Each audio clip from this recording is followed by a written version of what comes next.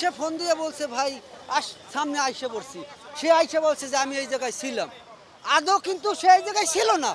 5 ঘন্টা 6 ঘন্টা যখন আমার দেখেন আমি 5 ঘন্টা এই জায়গায় দাঁড়াইয়েছি, আমার গাড়ির সামনে রাইখা হাঁটতে আছি। আমার কি কাজ নাই? আমার কি কোনো প্রয়োজন নাই? তার কি হয়েছে? সে তার অফিস, সে অফিস সাইডে আইসে এই জায়গায় সে দাঁড়াইছে। এটা কোন ধরনের ম্যানার্স? ভাই আমি লাইনে ছিলাম, আমি আমার ভাইকে রেখে আমি গেছিলাম একটু অফিসে, কাজ শেষ করে এসে লাইনে দাঁড়াইছি আবার 10 মিনিটের জন্য। ঠিক আছে, লাইনে ছিলাম।